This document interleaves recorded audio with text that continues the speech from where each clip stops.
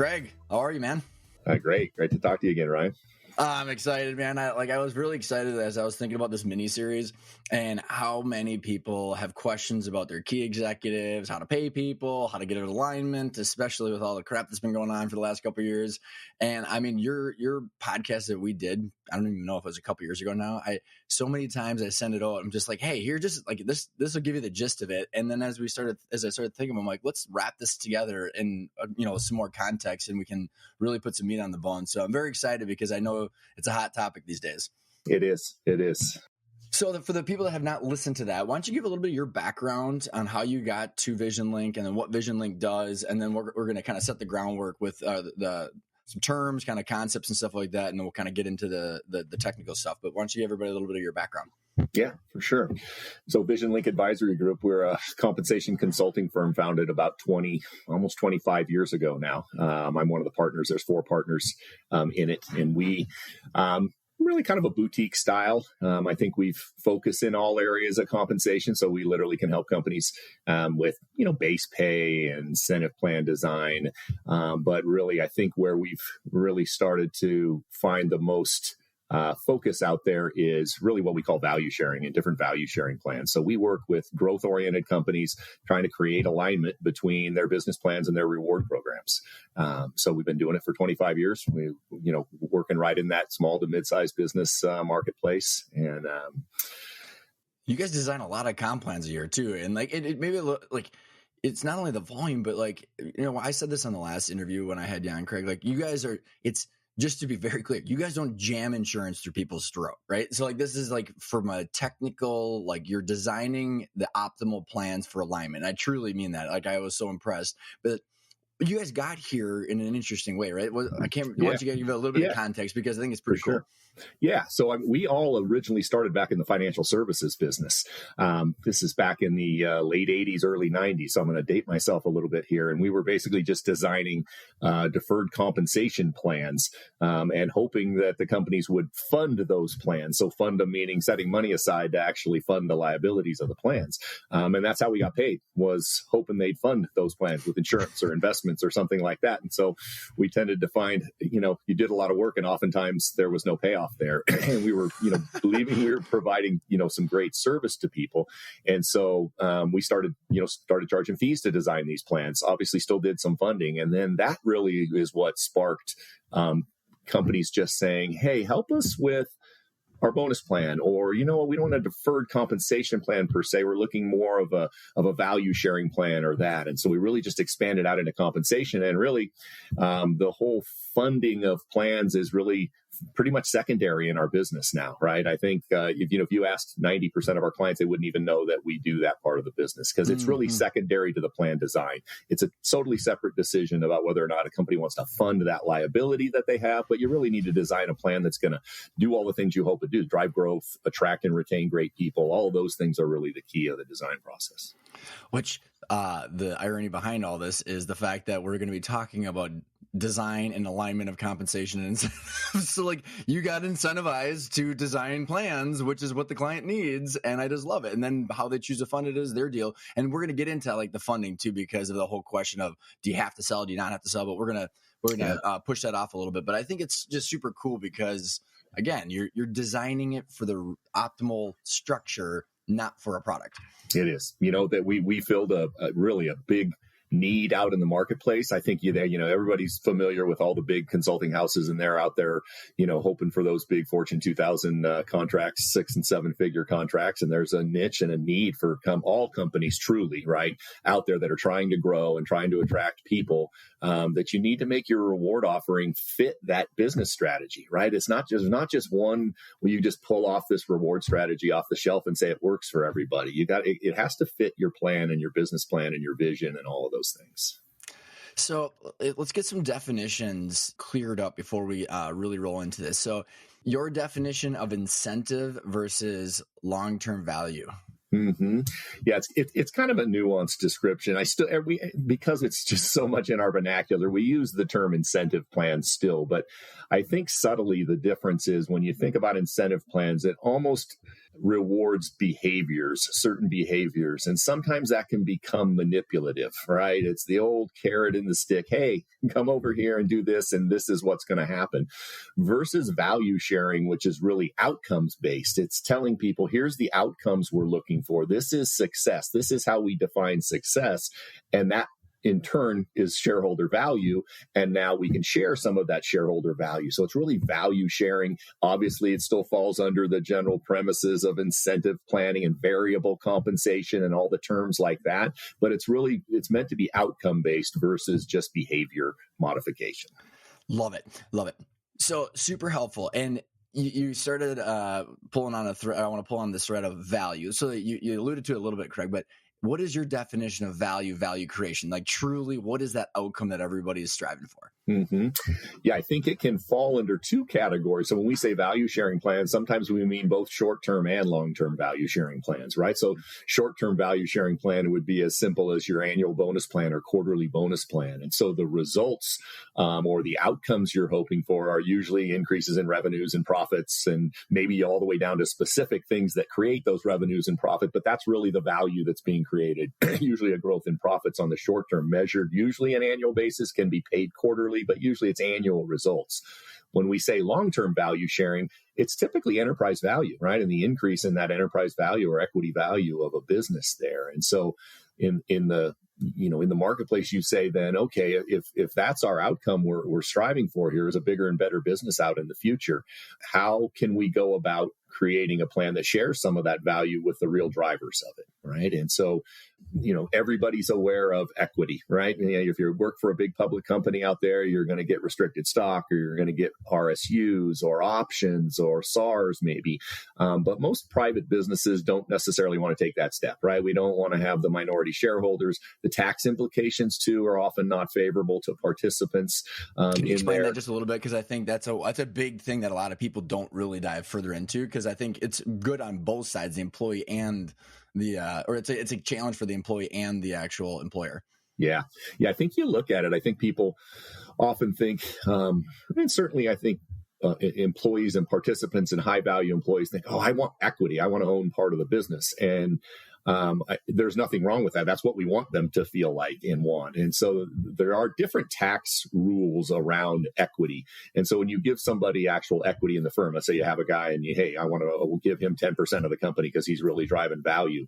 He's going to have to pay his income tax for compensation purposes as that equity vests, right? So if I give him 10% of the company and it vests over 5 years, he's going to get added compensation onto his W-2 of equity compensation for the value of that as it vests, right? And so now you've got a guy that's in a tax situation, depending on the value of your business, who's paying tax and he's getting a piece of paper, but that's not always great, right? They don't have the tax money. Often they're going to ask you for the tax money. And so I think that's can be a deciding factor. There are some things you can do to reduce it and eliminate it even. But what I like to say is if an employee is not paying taxes on what you're giving them, which they could with like a profits interest or something like that, you're not getting a deduction for compensation as the business owner, right? So there's no free lunches here. It's really a question of who's paying the taxes and who's deducting it. And so not only tax, but I think just the complexities that go with having minority shareholders, right? They certainly have state rights under shareholder rights. They've got tax distributions you usually are going to have to make. All of those things, I think. And the fun operating agreement revision, right? That's super fun about how we're going to do buyouts and divorces and disabilities and employment. And just got done with my current operating agreement meeting, so I'm very well aware of what those consist of. Yeah. Yep. And I think so. What that's led to pretty much in the last 15, probably 20 years is looking at alternatives to that. But not an alternative from the standpoint of we still want the metric of the plan to be increasing our enterprise value. I mean, that's probably the greatest alignment you can have in any type of plan between shareholders and participants or executives is that alignment. Can I go one more layer in that? Because do you guys actually see, because my listeners have been hearing me harp on this for a long time now, are you tying, we can give various examples probably, but enterprise or equity value? Like, because you can finance your way to a shitload of debt and a huge enterprise value and not have any equity in it. Yeah, it is usually equity. It's just depending, I think, on where the business is headed. If their growth is all internal organic growth, right? I mean, we continue to talk about enterprise value, but really it's equity value, right? So any of this is going to truly be an equity value post debt number here. So we're not just financing our participants in these plans. There. So yeah.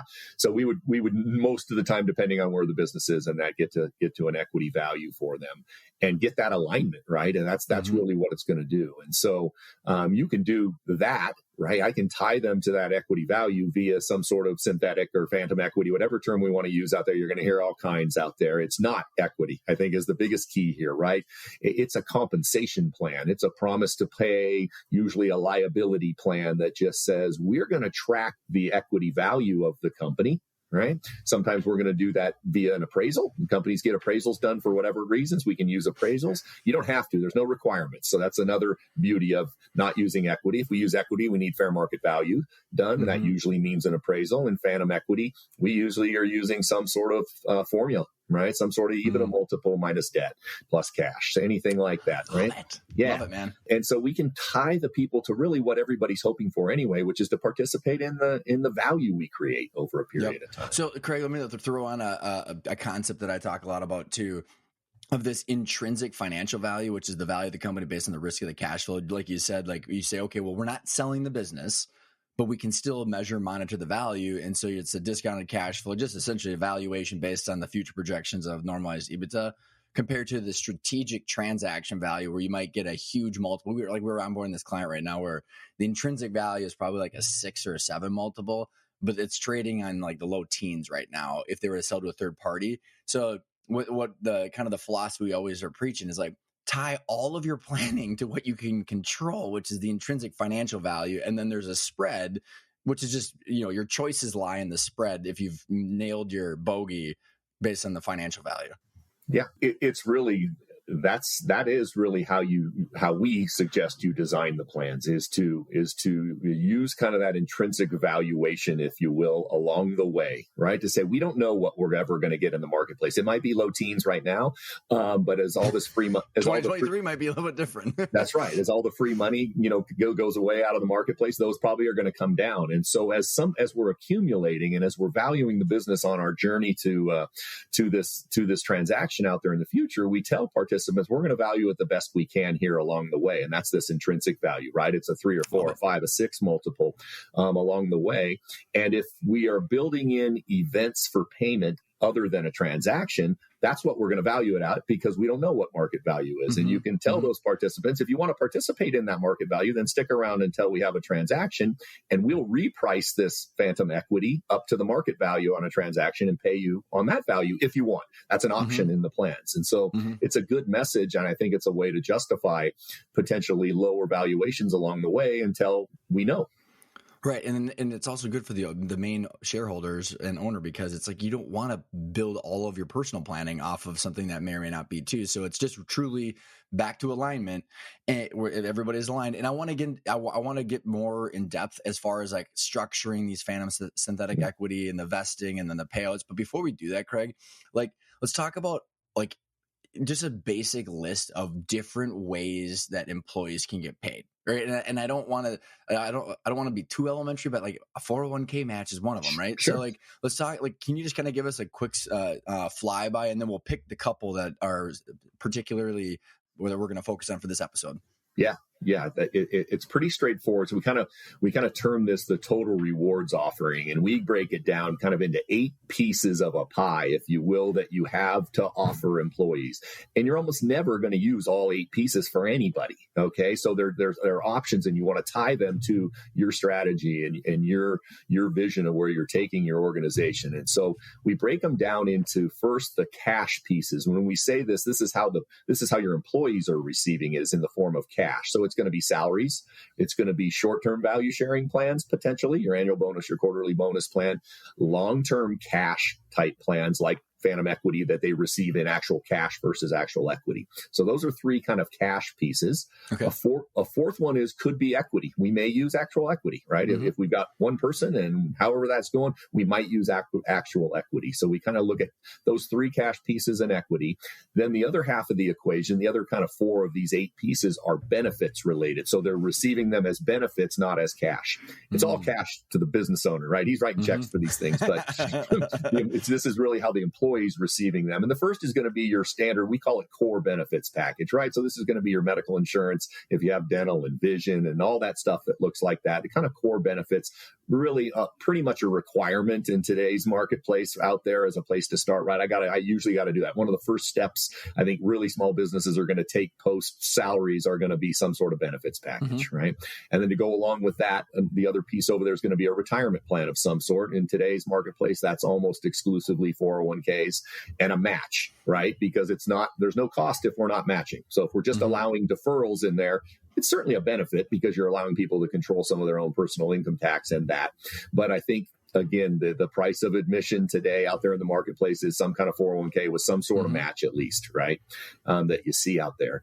And then the two remaining pieces in that benefits would be kind of supplemental retirement plans sometimes that you see. You don't see these often, especially in small growing businesses, because you don't have a bunch of people who are thinking about retirement, right? They're not focusing so much on that. They're focusing on want to share in the value that's created, but they exist out there. So they can be things called like a supplemental executive retirement plan where we promise them something at retirement.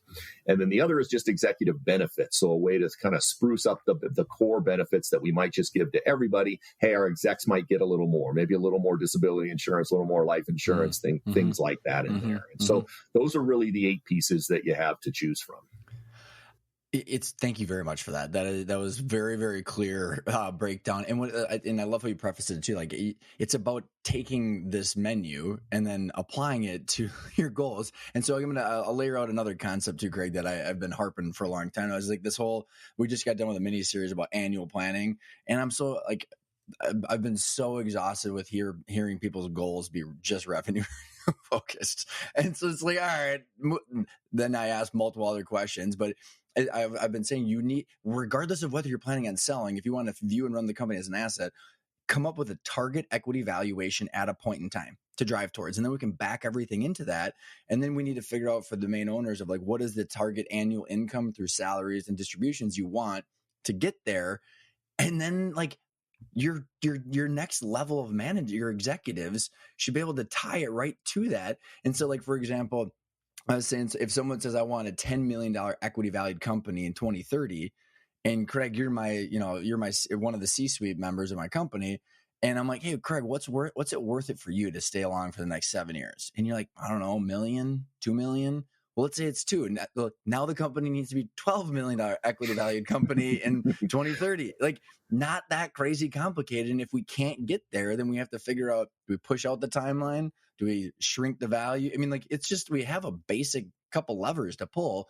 And I was talking to my buddy from college, Craig, and he's like, oh, he's just such a skeptic, man. He's like, that's total bullshit. And I'm like, it is not, man. He's like, you're just some like euphoria, everybody's aligned. And I'm like, come on, man. We had a couple IPAs and he was totally pushing me back. But I was like, no, dude, like, truly, what's wrong with that? I mean, they're paying for themselves. So anyways, I wanted to throw that out there as like the framework of like, because I truly believe like you can get everybody aligned. And I think you've got the insights on like how that actually is practically possible instead of just kind of like wishful thinking. Yeah. Yeah, it's funny. That's where the name of our firm came from, VisionLink, right? Is that we believe, I love right? It. Yeah, right. Yeah, that if you link the visions, the corporate vision with the personal and professional visions of your key people in there, and they can see and they can picture that if we can accomplish the goals we're trying to get to this $10 million or $12 million of equity value, I'm going to accomplish mine too. And so we're both on that same place. We're heading in the same direction there.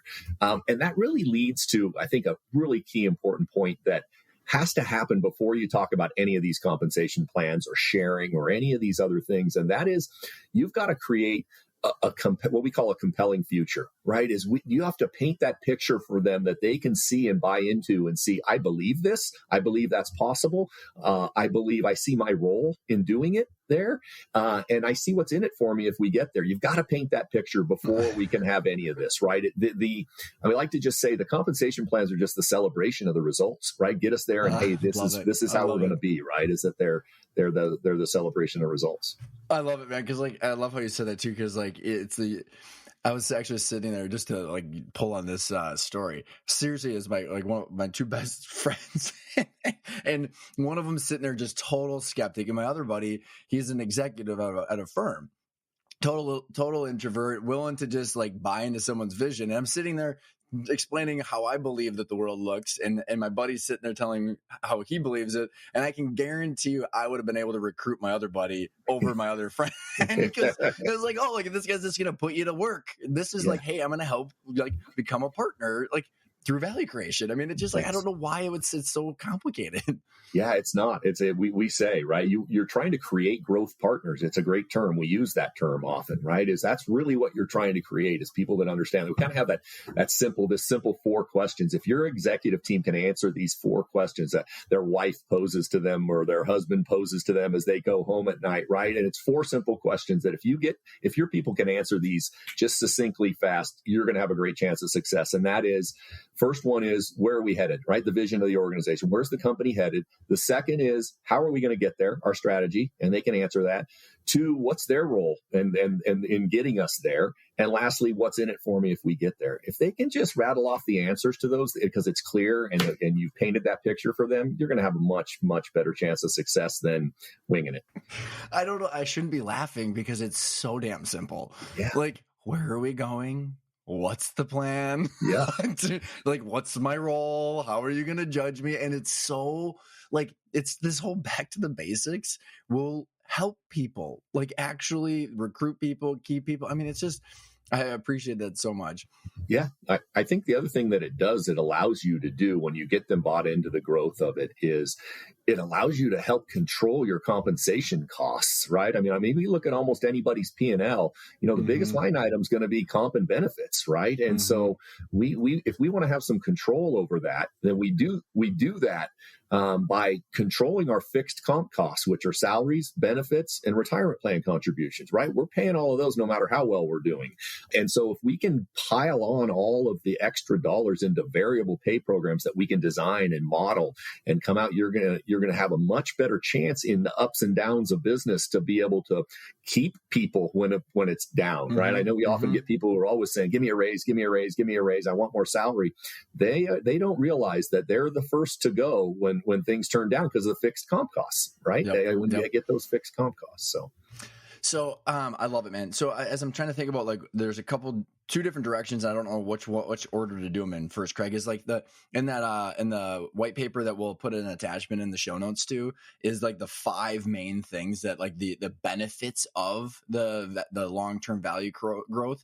We could either do those first, or I'm thinking about maybe the technical overview of how do you design it? How do they vest? How do they get paid out? So any preference as far as which side we want to tackle first? I think the latter, right? Let's get everybody kind of on the same page here about how we think about these plans, what they are, and then I think the results of it, hopefully, of what's going to come out of that will be a lot more meaningful. All right, so let's talk about then. Let's assume. Maybe obviously that's always a bad idea, but let's assume that the target equity valuation is clear, and let's say for the main owner. So let's take that $10 million equity valuation 2030 and say, okay, that's the main shareholder's target.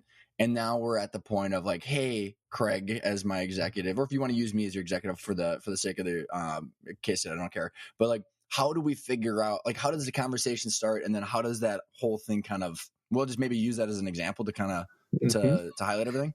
Yeah.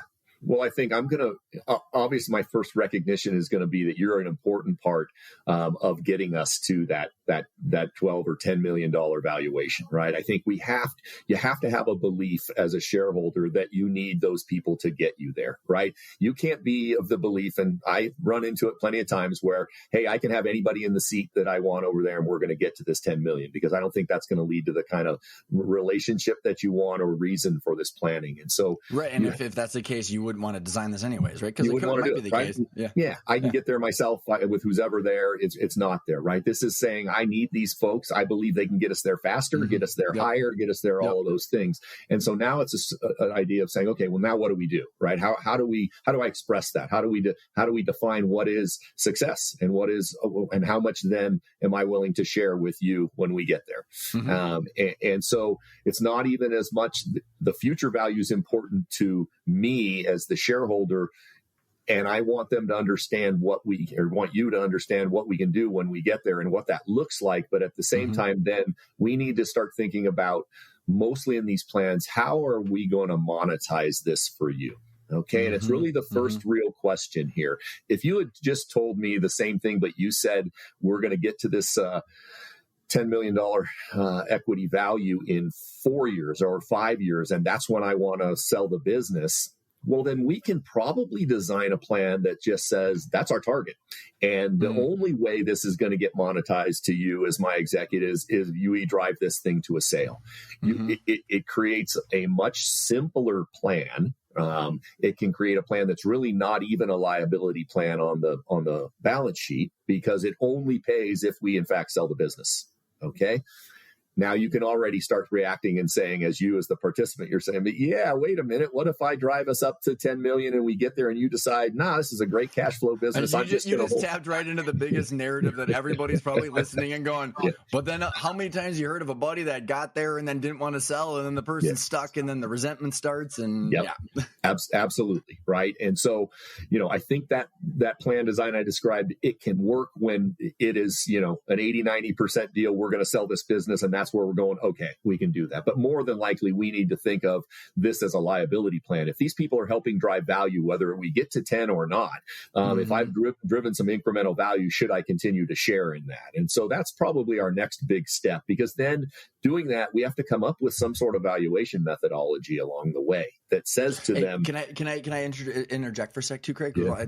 What I just thought of is because for the people where they don't have the time, energy, or capital to build the intrinsic value, and they're like, hey, I want a 2 to 3 year sprint to sell this thing to a strategic buyer because that's really my only option. That what you're talking about would be a good it'd be very applicable to that. Like, hey, let's race to the goal line because there's not a whole lot of plan Bs. Yeah. Yep, that's really it. And we do quite a few of those, right? There are a lot of businesses that are, hey, I'm going to ramp this thing up in the next, I kind of call it 2 to 5 years at the longest. Really, if it gets longer than that, you really lose the effectiveness of it, I think. But if that is really, well, just like I said, if that's our vision, right, then let's build a plan that goes with that vision. And so you can do that. But I think more often than not, drivers of this value within your organization are going to want to share in that value, regardless of the decision that we make as shareholders to sell the business or not sell the business, right? And so if we're going to do that, that means kind of first step is, how are we going to value this business for those purposes, right?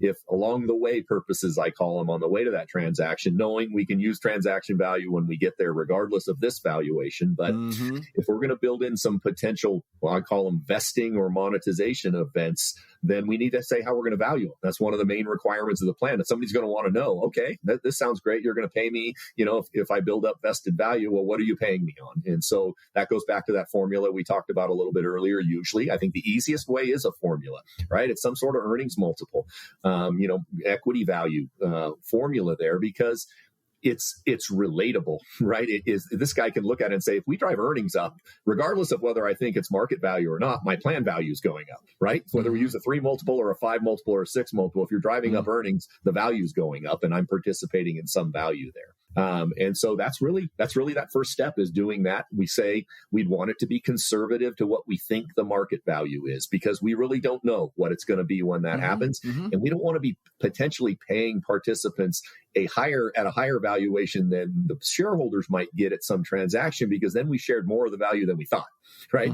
And so we really want to try to be conservative there. And so I actually like formula value even better than an appraisal, an actual third-party formal appraisal. And the reason is because they're doing market value right now at the time, or at least prospective market value.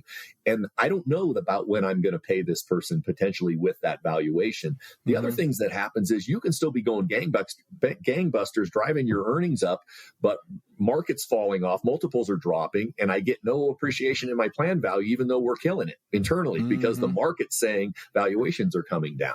And so, it's Craig, this is just so aligned with our philosophy of planning based on the intrinsic financial value, and then creating the choices. So you've got whatever you want, but also, like, what I've been telling the listeners too is, like, ESOPs, they value the company every single year, even though they're not going to market. So it's a valuation formula like you're talking about. And I don't know if you're familiar, like Vertical IQ, and there's a bunch of these industry associations and reporting where, like, you can get a range that's gonna, like, the listeners could be comfortable with, like, hey, it's a range for planning purposes, but you're mitigating that risk, like you said, of overdoing it. Yep. I think you can share a little more of this conservative value too, right? And people always get hung up. Usually in our process, this is one of the first things we go about doing is, how do you want to value the business for purpose of this plan? And sometimes people get hung up on it. What I really like to say is, you let them answer that question. How do you want to Well, I'm sure you've been in some interesting conversations about that. Right. Yeah. But really, you still hold the ultimate lever, which is, how many of these synthetic or phantom shares am I going to give that person? That's the really controlling of value, right? And you have both. And I think using both is important here, but that is that first step, right? So once we've done that, I think the next key step at the beginning is eligibility. Who's going to be in this plan? Who should participate in these plans? At what level should they participate? It's an important next step in this. And so my personal belief is, I've designed plans that people include every single person in the company. And hey, if we're on that first type of plan we talked about, where we're angling for this transaction and everybody knows that in the organization, I think that fits. But by and large, it doesn't usually fit to include everyone in an organization in a plan like this, for multiple reasons. A partial ESOP, or why would you mess around with complicating it that much? Yep. And it dilutes, in my opinion, the value for the real drivers, right? Because listen, shareholders are going to have a budget for this thing, right? I'm willing to share 10% or 20% or whatever the number is. Right. And if I have to dole that out over 50 people versus 5 people, then it's going to dilute them regardless of how you look at it. And I also think, your lowest paid people you have, they're not looking for a promise of $50,000 6 years from now. They'd much rather take a $3,000 raise this year, right? Or a bigger bonus this year, because they're in a situation where their lifestyle can be impacted with cash today. So I think eligibility, you really want to think about it being the drivers of the organization here. I think another mistake that can be made here often is not thinking ahead. So if we're a million equity business today and we're striving for 10, well, we're going to look a lot different, I would imagine, out there from the people we have. And I'm going to have some key hires along the way that probably are going to need to fit into this plan. So if I say I want to share 10% of my equity value, and I give that whole 10% away to the guys who are here right now, now I guess what? I got to do one of two things. I need to make my budget bigger, meaning I'm sharing more of my value, or I need to dilute the people who are in the plan, which never goes over well, I can tell you, right? So we can. I can only imagine. Yeah, it's possible to do within the design of the plans, but usually not the preferred method. The preferred method would be, hey, if I want to share 10%, let me start doling it out. Take a picture of my business. What do I look like when I'm a 8 million equity business versus today? Well, I need I'll make it up, CTO, or I need whatever that is. That guy's going to need to be in this plan as well. So I think about eligibility and think about it out as you go along the journey to where you're going. That's awesome.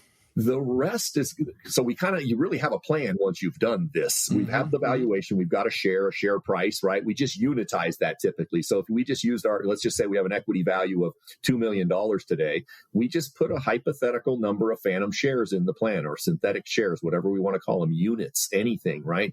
And all it is a denominator for our value, okay? So we pick usually a big round number like 1 million, 100,000 or 1 million or 10 million, depending on what it is. Let's just pick 1 million for our example. 2 million equity value, million phantom shares total in the plan, $2 share price, right? The million shares are all the shareholders at the beginning. It represents the whole value of the business. So you're not going to ever give 1 million away, or you're going to have given the whole business away. You're going to give some fraction. It's just a proxy for the business. Proxy for value. You're exactly right?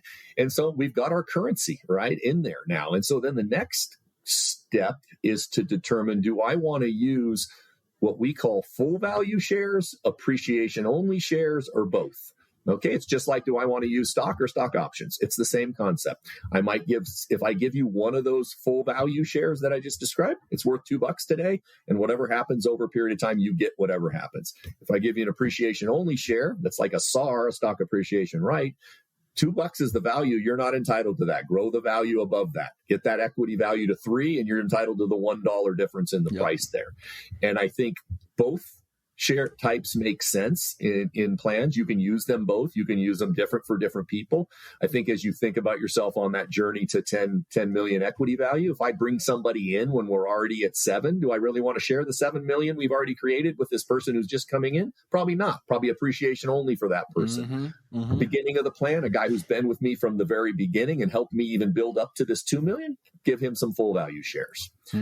Full value shares are a little more retentive. They have better retention component because they have value. I may not be entitled to it. We're not to vesting yet, but I look at my statement and I go, boom, I've got value here already. You give me an appreciation only share, I have the chance for appreciation, but I don't have it yet. Right. It's super cool, man. That's very much aligned. I had in that ESOP series that we did, we had a trustee talking about the SAR plans that are tied to ESOPs, and like when the original transaction happens, he splits them into two. It's the retention versus incentive. Using that word kind of loosely, but like it's truly like getting people caught up, almost like you were saying, and then going forward, you're just going to treat different people differently. That's right. I think this is another key part. I would say a majority of the plans are thinking and using appreciation shares, right? And so I think it's important to then, and this is going to be a little diversion off our building of this plan here, but to think about your short-term value sharing plan in conjunction with this plan, right? We believe you should have both. There should be 2 plans, 2 value sharing plans, a short and a long-term in here. And the reason we think that is, do we really just want to give them appreciation only shares as their only variable pay component? And so if my only payoff in this is to drive us way up, I'm going to be willing to take some risks in getting us there and doing that, right? Versus some preservation. And so I think when you have a short-term value sharing plan that's based usually on annual profits, you can say to that person, here's your 2 plans. Help us operate the company profitably on an annual basis, and you're going to get an incentive paid in cash every year. Here's some appreciation only shares up here that say grow us bigger, and you're going to participate in that bigger. So having both and getting that message, I think, is important. Not just thinking just long term, and I can get away from the cash component here. I understand sometimes cash is tight. We may not make that plan as big as it needs to be, but at the same time, I think you need that balance between those 2 things.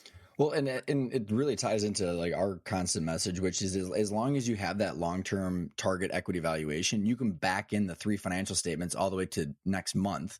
So like you should be able to quickly see your income statement, balance sheet, and like how much cash you have in order to say, okay, this is what the bonus should be based on the plan that's tied to the long-term goal.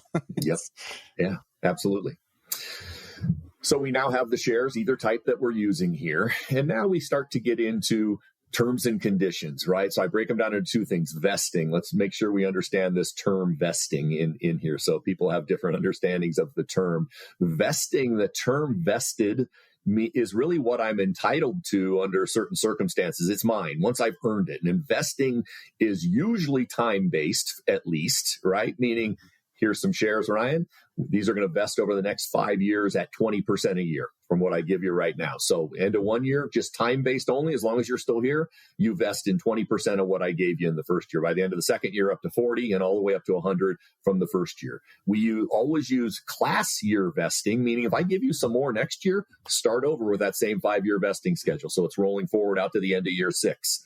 So you're not. So that's another way to create ongoing retention, is by rolling it forward. If I give you everything I'm going to give you in the first year, well, at some point, whenever I call it vested, you're going to be vested, right? And vested means I'm tracking you. So like it's almost like if you were to give me as your executives, or me as your executive, like if your intent was like 5%, that would then all of that 5% would vest over 5 years. You might give me 1%. That vests over 5 years. Year 1, year 2, you give me my 2%, which vests over 5 years. So you're just like you said, laddering it. Got it. Exactly right. Right. We kind of look at it as you're earning it every year. Like Ryan, I want you to, if we can achieve our goals together, I want you to get to 5% of the value of the business here. But it's an opportunity to earn 1% a year, and you may or may not earn that depending on how performance is going as well. Yep. Right. And so, because vesting implies it's yours, right? So if I give you one of these in the first year, and at the end of the year, you make it, you're 20% vested, and you say, I'm leaving, I'm entitled to pay that to you. That's what vested means, right? It doesn't mean I like how you're saying that. My guess, how many times have you had calls like, hey, do I have to pay Ryan? Yes. Yeah. That's what vesting means. Yeah. That's what vesting means. Say it again, Craig. That means it's theirs. Yes. Yeah. But here's the difference. I think people also get confused. It doesn't mean I pay it out to you when it's vested, right? Because if you're still here in year 2, I'm not paying you for it yet. It just means it's yours under if you leave the company or you die, legally, or I'll go into the payment events, right? Is really all it means. So, and I'm talking about time-based vesting here. And oftentimes you can also put in performance-based vesting as well. So I can give you some of those full value shares is where you see it mostly. Appreciation shares, it's kind of baked in. We got to grow for there to be any value anyway. So that is the performance. But sometimes in full value shares, you might say to somebody, there's also a performance criteria for you to get this. And it might be a bogey. It might be, hey, we've got to have annual growth of 10% at least per year in there. So we look at our 5-year vesting, and you made it time-wise, but now we look performance-wise too for it to actually vest and be yours. Okay, so you can add both if you want. Besides just time, you can have that. I love it. You can do strictly event-based vesting even too, which says, that's kind of that first plan we talked about, which says, hey, you're unvested until we sell the business. And if you're still here when we sell the business, that triggers vesting, and you're vested when that happens, and we're going to pay you. Any other separation, you forfeit, right? And And again, we can create milestones that when I say events, usually some sort of milestones, right? We get to 50 million of revenue and 20% margin. Boom, that's an event that vests you in your shares. So your definition of event and milestone would be kind of the same? Kind of the same, right? Okay. Yeah, kind of some same there. The event could also be the sale of the business, right? So, hey, that's going to trigger all the vesting in here of any shares you have outstanding at that point in time. Interesting, man. I'm just trying to think like you could probably have something where, like, let's say you were the CEO and owner, and you wanted me to then eventually be the CEO. Where you're finally in Florida, Craig, and like now I'm running the business and I do my first quarterly close. Like, I mean, is event and milestone kind of whatever goals you're really outlining? Any way you want. They can be anything you want, right? We want them to be tangible. We want them to be believable. We want all those things to happen, right? Because we have to think behind the scenes. If we're vesting them, that means we're going to have to pay them if some of these events happen, right? And so this is probably a little technical. I pay in the form of the synthetic equity, right? Because we're not on the payout yet. Or you're talking about like cash, right? Okay. So let's think about that. So when you're talking about event and milestone, you're talking about the actual cash is actually getting deployed. It can be as well, right? So we can tie it to vesting. Doesn't mean we have to pay them necessarily. But here would be the event. So if we use vesting, this term we've been using, meaning I vest you a little bit along the way, this 20% a year for 5-year concept. What the Internal Revenue Code says is that's deferred compensation. That's the big term they use, and subject to Internal Revenue Code 409A. And I won't go into it. It's super complex, but the bottom line is if we have a deferred compensation plan according to 409A, then there are only 7 approved payment events that we can use. Triggers for payment. Cannot have any discretion. Okay, so we can't have discretion when we have a 409A plan. Okay, and those 7 events are a company sale, okay, a scheduled time. So we can just say, here's some shares, we measure the value over 5 years, and I'm paying you at the beginning of year 6 from the time I gave it to you. Okay, scheduled. And then there's 5 different separation from service events. Voluntary separation, you quit. Involuntarily, I terminate you. Death, disability, or retirement. We can define retirement, right? So those are our limited payment events under a cash-based 409A plan. Okay. And so that's some of the limitations. So those are the events we'd have to pay you at. So if I'm vesting you 20% a year and you leave after 3 full years, you're 60% vested. If you've got $10,000 of value and you're 60% vested in it, I owe you $6,000. Right. So in my plan design, so that's often though if the business owner says, I don't want to pay this guy if he's leaving, right? He's Remember, leaving. They're vested. That means it's theirs. Yep. And so that often goes back to kind of the strategy and the vision of the business. Where are we going? If they're creating value, should I share it with them? We're going to do all kinds of things on the payment to that at separation from service. We're not going to give them all the money at the one time. We're going to draw it out. We're going to pay in installments, 3, 4, 5 years worth of installments even. We can even tell them.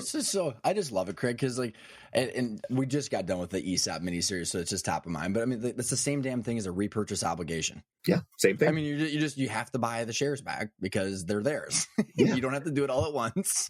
Well, and the thing is, if you're using appreciation only shares, the value was created, right? So whatever I own, that 10,000 of value, it was created based on our earnings going up and our formula that we used. So it's not like it just came out of thin air and we own this money for no reason. The value got created. We're usually only sharing a very fraction, right? Somewhere, most plans share somewhere between 0 and 20% maybe of value at the high end, right? Probably more in that 5 to 15 is the most common. So remember, shareholders are still getting 85% of the value that's being created in these plans. So, and like you said, created by the people that are actually driving the plan. And it's actually, this is a good point where like, dude, Craig, I'm trying to help people like stop saying the word I'm giving up equity. Like stop saying that. Like if you're giving up equity, it should be only through estate planning to your kids or someone you love or something. Don't give anything up. Yep. Yeah, it goes back to that, what I said at the beginning, right? If they believe they can get there without whoever in the seats there, then they don't need a plan like this, right? If they believe they can drive it, you really don't. There's nothing wrong with it. If you're the person that's going to drive it the whole way there and it doesn't really matter, don't do a plan like this. But look at if by myself I can drive it to a $5 million equity value, and with these guys' help I can drive it to the 10, right? I'm more than happy to give them 10% of that 10 million. I still have more than I did at 5, right? So that's the same concept there. So really, where I got there is just now you just think about the monetization at those other events, right? Now I need to do some cash planning, right? So I'm creating a liability on my balance sheet. That liability is pretty much the vested value of the plan, right? So if I've given 5 different people shares and different vesting schedules, and whatever the total vested value is goes on my balance sheet as a long-term liability. Okay.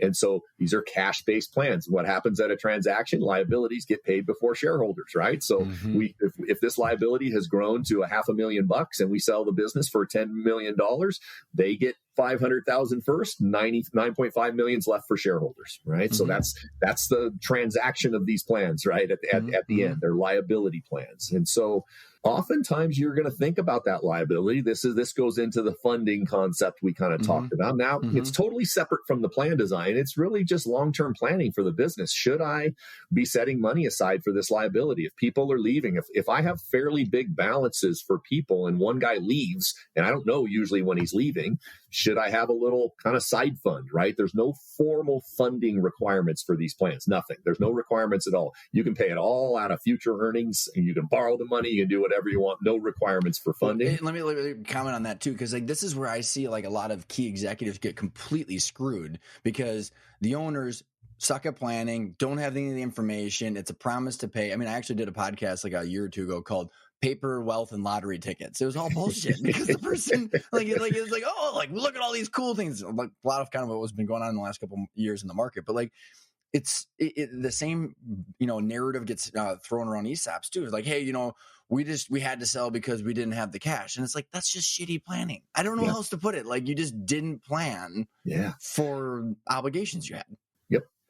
It's when we roll out these plans, often we cover this funding concept with the shareholders, and it's a huge almost a plan addition for participants when you tell them, and the owners are going to be setting money aside to fund this liability along the way. So there's going to be an asset that sits on the balance sheet that matches that or comes close to matching it, or, something along those lines. It gives them an added level of confidence in the plan that, hey, these guys are serious about this, right? If we're creating value, they're funding this value or some portion of it, and they're planning for it, so to speak. So that and also to then go to the owner's side. By the way, the confidence that I would have and the lack of anxiety I would have, because it's sitting there and like I don't have to be always worrying if I'm over a barrel if Craig leaves or not. Yep. I mean, which I'm assuming a lot of people have got that anxiety or resentment that starts to bubble up because they're not sure. Yeah. And I think especially now, where I'm kind of leading this is, if a transaction is truly unknown, right? We want to get to that, but we don't know what it looks like out there. Then often we're going to start scheduling some redemptions for some of these units or shares prior to that event, because otherwise, imagine the only events are separation from service, I get my vested value, or you sell the business and I get all my value. Okay. And imagine you've been giving me these shares over this period of time. Let's go off our 5-year example where I gave you 1% a year. Well, we get to year 10. I'm 100% vested in my value because the 5th year's vesting schedule just hit 100. And so now I'm sitting there, and you just brought your son into the business, and now he's going to look like running it for a while, and there's no transaction in sight. So how do I get paid? I quit. Right? The whole opposite purpose of what we designed this plan for. Right? As I look at, like, I got $1 million sitting over here in this plan, but doesn't look like he's selling the business anytime soon. I'm going to quit to get it, right? And because that's the only way. Maybe I think the business is at its highest value, or you just force decisions on participants you don't want to force. And so if we think that's a possibility, we may schedule redemption. So we may say in this same example, we may not be giving this 1% a year. So don't necessarily do it to that, because that might be too big. But we might give you these annual grants, vest over 5 years. And when that one that I gave you in year 1 hits 100% vesting in year 5, we put a trigger for payment to it. Okay, so I buy those back from you. Those shares I gave you in year 1, we calculate how much value they're worth, and I redeem them and I buy them back. But if I've been giving you shares each year along the way, you've got 5 more years of them sitting out there, right, at different values. And if I'm going to pay them all each year, now starting at the end of year 5, there's this payment going out to a guy. So a guy's getting to realize some of the value in his plan. But I think what everybody overlooks is you as the business owner, you're controlling your liability. You're letting the air out of it, right? It grows for 5 years. And now I start relieving it a little bit, right? By paying a little bit out. There's still the motivation of the plan, because I still have 5 years worth of awards sitting there at all times that'll be paid if we sell the business. And so it's a really good way in longer term outlooks where, hey, it could go 10 years or 12 years or 15 years, is to schedule some redemptions in the plan and use an annual award and then some scheduled redemptions. So let me play devil's advocate on that a second. So, all right, Craig, you're going to be giving me my first share now, my first percentage or whatever it might be, and we're crushing it. I don't want that yet. Yeah. Yep. How do you just force it on me? Yep.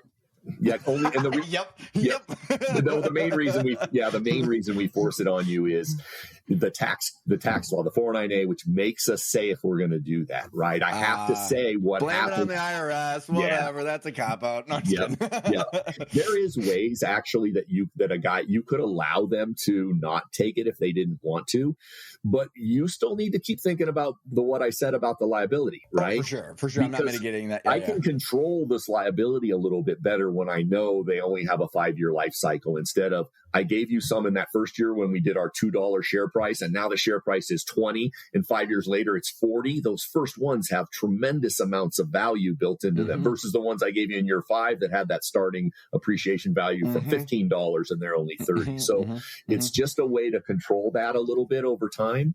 And it allows you to keep giving people more shares because you're redeeming them all the time, right? You're recycling them. Because otherwise, if your budget was 10% and we had 1 million total Phantom shares, once I've given 100,000 out, I'm done, right? I can't give any. Cool. Yeah. So you're just recycling those out, and you could be adding more participants. And that's right.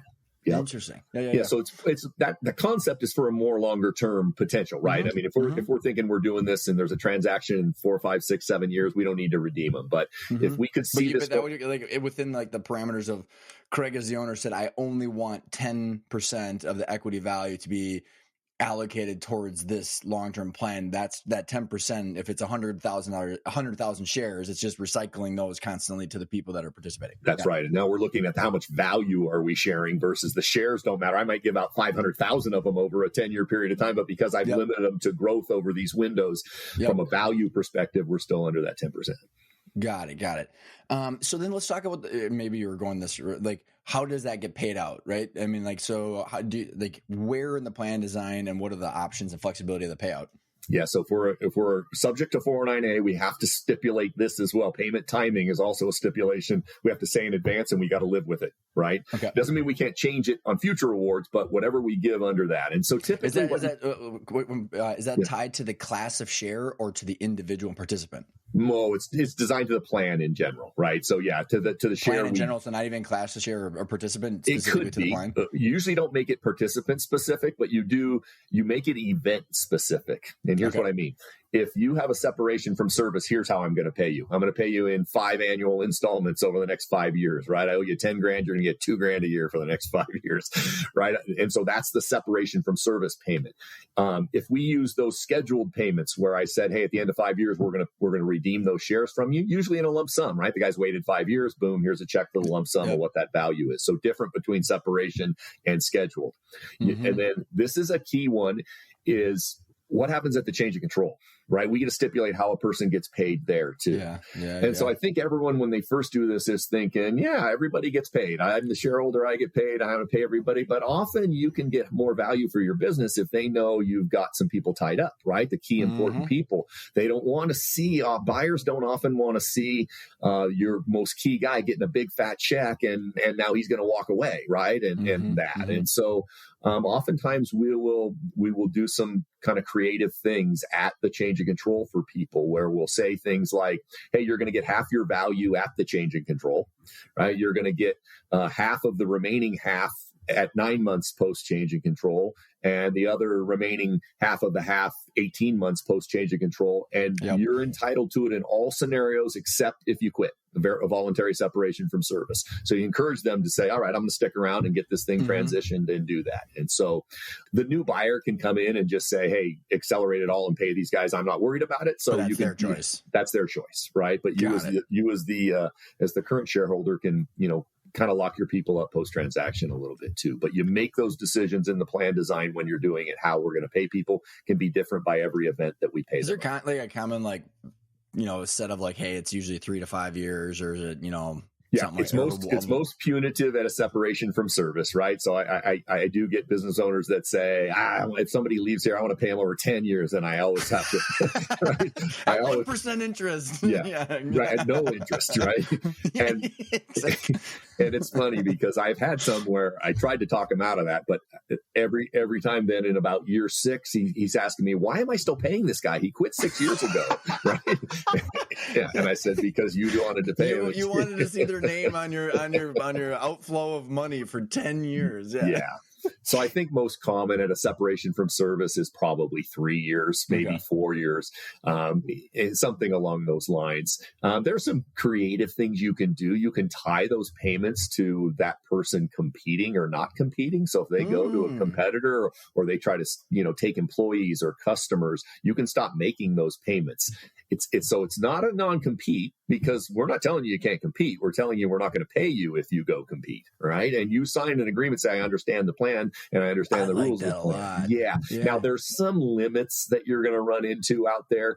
Typically that's probably only going to work for a 2-year time limit, maybe a little longer. You can't just say indefinitely, right? If I'm paying you forever. So the 10-year payout and you can't compete. I want you to go work at Starbucks. Yeah. And so, but I mean, listen, when we start the plan design, the canvas is completely blank and you can do almost anything you want. There's just, that's our job to tell you, you don't want to do that. Here's why. And some of those even entail, one of the first reactions I get, so I'm sure some of the listeners are having this reaction too, is if a guy quits, I don't want to pay him at all. right? I don't care what he's accumulated. I don't want to pay him if he quits. And so I have plans where separation from service, a voluntary separation from service, when you quit, means I'm not paying you anything. I don't care what the investing goes out the window. You get nothing at voluntary separation of service. Nothing like having a $150,000 executive sit in their office and do nothing because they don't want to. And that's what happens. And we try to talk them out of that because, listen, would it be hard to get myself fired if I really didn't want to quit because I knew I'm going to forfeit this $100,000 if I voluntary? So there's just you start. That would be kind of a fun little venture, right? Yeah.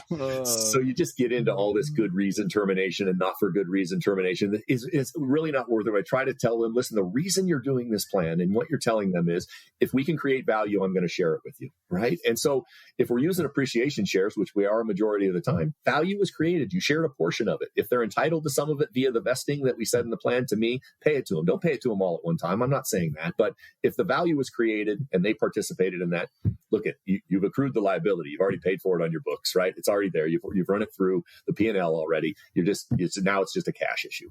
I love it, man. You brought us like almost all the way back to the point of like the very beginning. It's like, this is the point, right? Like this is the point and I think on the last episode we did together, Craig, you're like, this is like the cheapest comp plan ever because they're creating the value that you're paying them. You just have to plan accordingly. It is. Both plans, short and long term. That's what I say. It's the best part about variable comp is you're designing it up front. You're saying, here's the outcomes and here's what we're going to do based on those outcomes. And you get to engineer it. You get to say how much of the value you're sharing, right? You get to set in the short-term value sharing. We're always going to set a threshold, right? Minimum level of profitability before we start paying incentives. We're not paying incentives on the first dollar of profit we make every year, right? There's a threshold that's got to be there that we have to meet. You get to set that, right? You get to say, here's the target where you get your target award or your above target. It's the same thing in a long-term plan. I control how many of these units or shares I give to you. I control the form they're in, and I control the formula. And so if we've designed the formula to indicate value and really be the results that we want, then we've done all that. We already know what the outcome's going to be because we have to hit that to do it. So it's it to me, and I've seen it over the 20 years. These are the happiest checks shareholders write to people. And trust me, I've seen some big checks being written to people in these plans on an annual basis because they're not a business that's for sale. So we have a lot of businesses, they're family businesses running forever, big businesses. I mean, they're writing significant checks to these guys. Why do you think private equity whatever you think about private equity, good, bad, that's kind of neutral depending on the people and their intents behind the structure. But like typically like high desire to generate that IRR for their investors. And they're willing to do this without question. Yep. That should be indicative of the entire situation, right? Yeah, absolutely. Absolutely. Quick question before we kind of get into kind of those five things, Craig, is like for an executive, is there a way to like tap the equity or the phantom equity through like a margin loan or through some sort of mechanism, or is it just totally illiquid until one of those events? If it's a subject to 409A, it's illiquid up other than those events. So we can't have any, hey, can I borrow against it or any of that, right? So you could have a plan that was unvested and thus not subject to 409A, meaning you give me some shares, there's zero vesting. It's just at some events you tell me I'm going to vest and get paid. If you control vesting, you can always accelerate my vesting, and then that would trigger payment because I would be vested in non-409A plans pay at vesting. But by and large, they really can't along the way, right? Other than our events. Got it. Yeah. Yeah. So, and I know we're just rounding the hour mark, but I think spend another 15 or so minutes, just covering kind of like the big, like, here's why this shit matters. Yeah. And you got these 5 things in that article of like why long-term value sharing matters. Yeah. And you don't have to verbatim read them, but I think they're so worth bringing them up. So I don't know if you want to just list them off and we can describe them. I can cover them for sure. They're general in nature. They're philosophical, some of them, right? The first one I think is And this goes back to something we just said earlier, but value sharing attracts the best talent and magnifies results, right? That's kind of, to me, that one gives the best description of why you should consider value sharing plans, both short and long-term value sharing plans, right? Because the talent out there, especially, the last 4 or 5 years, the demand for high talent and talented people is better than it's ever been. The knowledge they have of the marketplace out there, and what their worth in that marketplace is, as that knowledge is as high as it's ever been for people. And so I want the best talent, right? And I want magnified results. And these plans do that because they send that message that you're willing to share this value that you're creating together, that you're really, truly getting a growth partner, and you're expressing that to them. And I think it's really, you have to believe this. Okay. This went back to the whole, if you believe anybody in those seats, right, is going to get you where you're going, then you don't need these plans. This is why, right, is that it does. And if you have great talent, your results should be magnified, no question. I love it, man. And I don't know, I just find it so interesting about the skepticism behind this. I understand if people didn't understand the stuff we just covered, why you would be skeptical, because of course knowledge will make you skeptical if you're not sure how all that stuff works. But given how it all works and the design links to the vision, it's truly it's just almost like when God bless my friend, it's like, you don't believe you're going to get there, buddy. That's what you're just saying. All I'm hearing is you don't believe you can actually get to where you're going. So it's actually you not believing in the vision or the magnified results. Yep. Right? I mean, it is. Yep, it really is. I think just in general, the reaction you'll get and the people you'll attract to even come talk to you about positions in your business when they understand you have this philosophy, it's a different group of people, right? You just you won't get to talk to people if you don't have something like this. That right there is, it's a table stake to talk to the rock stars. I mean, I love it. Yeah. So kind of, secondly here, I think, and this goes back to kind of those 4 questions I said at the beginning, is these long-term plans really reinforce your business vision and strategy, right? You're already saying, if all I do is express we want to be a $10 million equity business out there in the future, and that doesn't mean anything to anybody else in the organization, it's going to just fall flat. Right? Is the answer to the final question. Here's what's in it for me if we do this, right? It reinforces why we want to get there and what happens if we do get there. And so this is what makes your vision reality. And this is what truly has them get that picture and puts it together, that we have a true kind of growth strategy here. What I liked about number 2 though, Craig, is you talk about the business model alignment. Can you kind of just further explain the business model alignment? I really liked how you guys worded that. Yeah, I think this pertains to really where you're headed and how fast you're headed there, right? Are we, where is, you described it as the 10 million equity, right? I want to be a 10 million equity business. Okay. Well, then you go into your strategy of how you're going to get there. The strategy, like you said, whether it's e-commerce or SaaS or people, it's really the business model that's going to actually be the vehicle to get you there. Yeah, absolutely. I love it. And so then as you get into number 3 of I really like this one, value sharing protects against bad profits and promotes good profits. I've never articulated like that, but I've had that idea in my head, but why don't you explain? I loved it. Yeah, this is that concept from, I think it's Fred Reichheld's book, where he talks about it. Look at, we hate to say the word bad profits, right? They should all be good.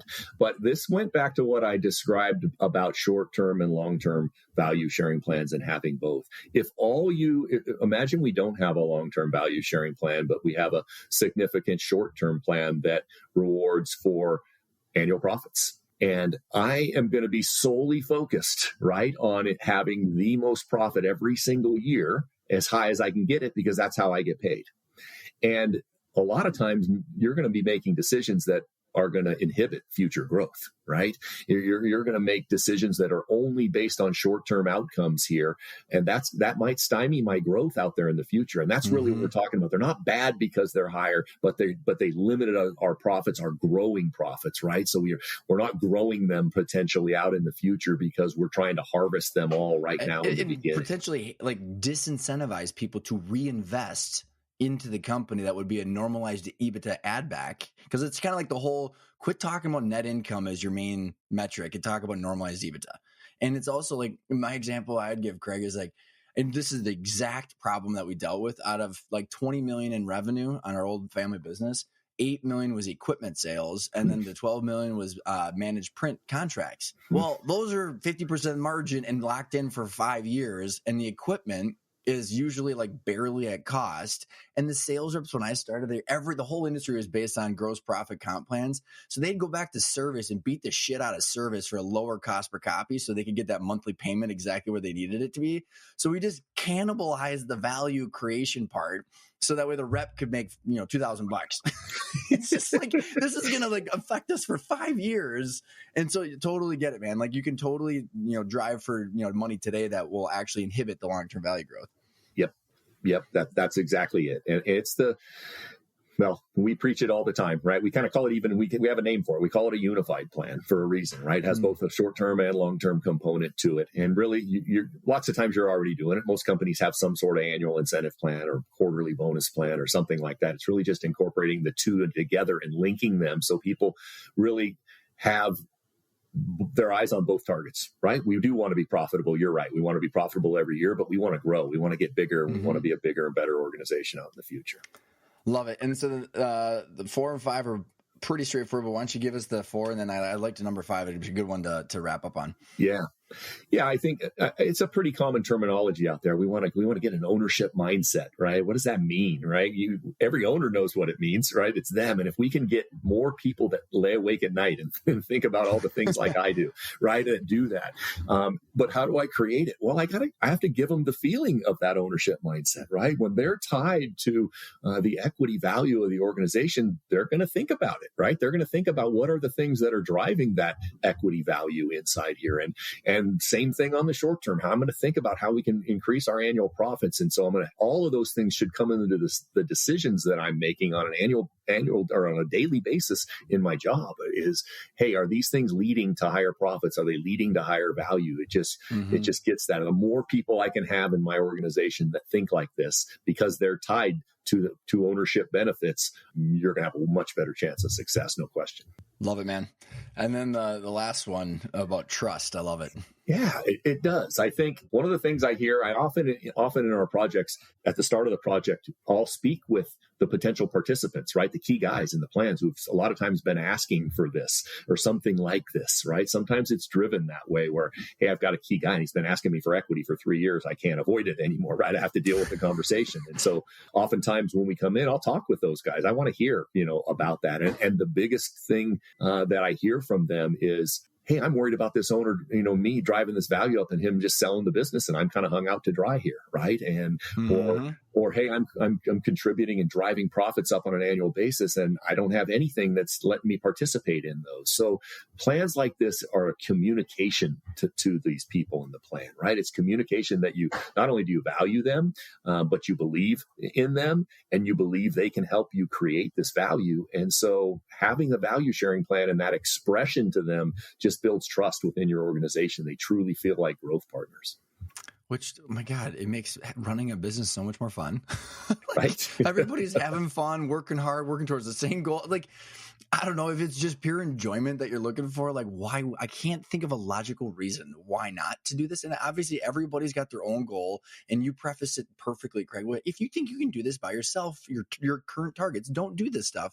But if you actually wanted to magnify your results, like, I don't know. What's the logical reason not to? And one of my last final questions, Craig, is like, so the next interview I'm doing with is an executive search. So Mike from out, he does, they do a lot of executive search. So the C-suite for ESOPs, EOS-led businesses, a lot of privately held companies. And you and I and Mike, when I was talking to everybody, him after you was the logical reason, because if someone wanted to go then recruit for someone, maybe talk about what you've seen as far as like how that is different if they've done this work ahead of time and you hire someone that you're going to pay a significant fee to and how that whole thing shakes out. Yeah. Well, I think you're just going to get, and I'm sure you'll get it in this next follow-up, that for executive level C-suite positions that you're trying to recruit out there, this philosophy of value sharing is almost mandatory, to be honest with you. You're just not going to get bites at the apple from the highest, best, top talent out there if they don't feel like they have a seat at the table, right? And that they're going to be a stakeholder in the business. It doesn't mean they have to own equity, right? They have to feel like they're going to get to share in the value that they create. And so when we talked about what do I need, what's my total rewards offering, I think a long-term plan, obviously, annual plans and bonus plans are pretty much a requirement, but it's turned into in the last 10 years that a long-term value sharing plan is almost a requirement to recruit a top level C-level position. Well, which makes a ton of sense, but also I think about if I were to put my mindset into any other executive, that if you think about it, if you're trying to recruit the top talent, the rock stars, the A players, and then they sit down with you and you don't have a plan, they should be if the top talent knows their shit, they should be asking these questions, and you're going to be sitting like a deer in the headlight going, you don't have a plan big enough this person could fit inside of that vision. Yep. Almost. Yeah, it's kind of what I said, that those 4 questions at the beginning, you better be able to answer those for this guy, right?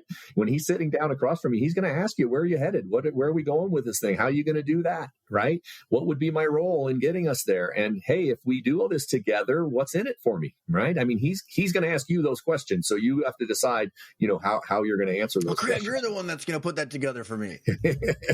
I've heard that a lot. And it's like, well, that's just a recipe for disaster. Yep. Absolutely. Craig, this has been so much fun, man. 2 final questions. And I don't remember if the name change of the podcast had happened before, but I asked people what the word intentional means because of the name of the show. Love hearing people's response. So what's the word intentional mean for you?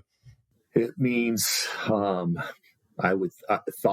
right? That there's some deep thought that's going into what I'm trying to do, that I'm not just going to let my business happen, right? I'm going to drive it to where I want it to go.